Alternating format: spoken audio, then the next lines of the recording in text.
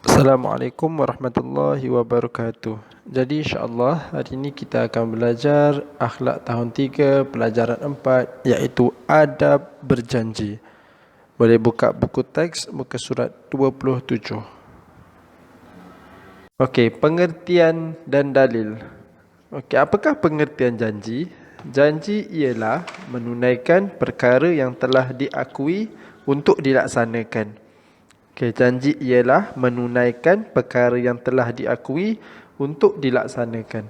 Okey, firman Allah Subhanahu wa taala dalam surah Al-Mu'minun ayat ke-8 yang berbunyi, A'udzubillahi minasyaitonirrajim, wallazina hum liamanatihim wa ahdihim ra'un. Okey, yang bermaksud dan orang-orang yang memelihara amanah yang dipikul dan janjinya. Okey, apakah rukun negara? Okey, kenapa rukun negara ini ada dalam adab berjanji? Kerana rukun negara ini merupakan satu perkara yang kita perlu pegang dalam hidup kita, sama macam janji kita. Okey, bagi rakyat Malaysia, untuk rukun negara, kita berikrar bahawa kami rakyat Malaysia akan, yang pertama, kepercayaan kepada Tuhan. Yang kedua, kesetiaan kepada raja dan negara. Yang ketiga, keluhuran perlembagaan. Yang keempat, kedaulatan undang-undang. Yang kelima, kesopanan dan kesusilaan. Okey, seterusnya ciri-ciri menepati janji. Okey, apakah ciri-ciri orang yang menepati janji? Yang pertama, berfikir sebelum berjanji. Okey, yang kedua, seseorang itu mestilah berusaha untuk menunaikan janji. Okey, yang ketiga, takutkan dosa. Sebab apa? Orang-orang munafik adalah apabila ia berjanji, maka ia memungkiri janji tersebut. Okey, yang keempat, tidak mencari pelbagai alasan.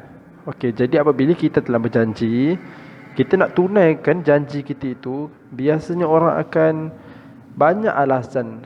Okey, lupalah, itulah, inilah.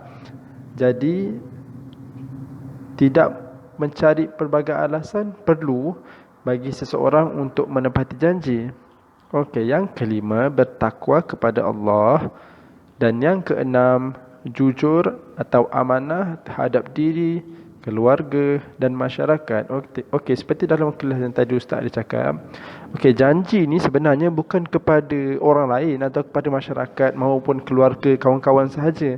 Tapi janji ini adalah kita jujur dan amanah terhadap diri kita sendiri. Itu yang paling penting.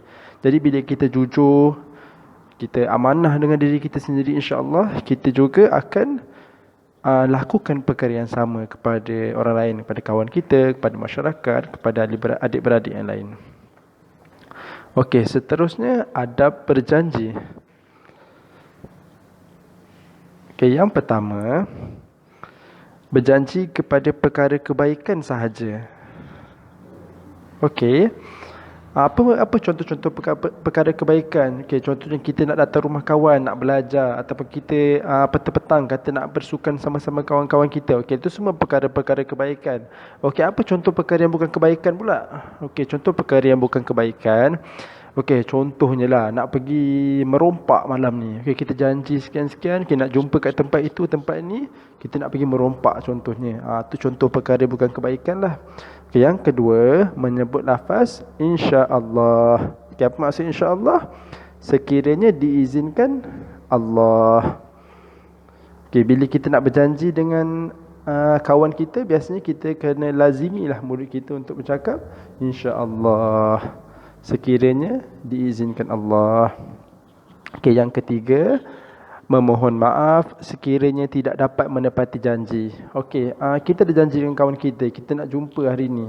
Okey, tapi kita tak dapat tepati janji. Sebabnya sebab yang contohnya ada kematian keluarga, so kita tak pun nak jumpa je. Jadi kita kena minta maaf dekat dia. Walaupun bukannya kesilapan kita benda tu berlaku. Tapi sebab ada halangan, maknanya Allah tak izinkan kita untuk jumpa, tapi adalah tanggungjawab kita untuk meminta maaf kepada orang yang kita dah janji tu. Okey, dan yang keempat, memberitahu terlebih dahulu sekiranya tidak dapat menepati janji. Okey, samalah lebih kurang macam tadi. Okey, kita ada halangan. Contoh, sepatutnya kita ada mesyuarat sekian-sekian, tapi kita tak dapat nak jumpa kawan kita sebab kita ada mesyuarat tadi tu kan. So kita bagi tahu dia, "Oh, maaf, kita tak dapat jumpa." Jadi mungkin kita boleh setkan perjumpaan lain ke dan sebagainya. Okey. Seterusnya latihan. Okey, boleh buat buku aktiviti muka surat 24, 25, 26 dan 27 insya-Allah. Nanti kita akan sambung untuk hikmah dan akibat memukiri janji insya-Allah. Jadi assalamualaikum warahmatullahi wabarakatuh.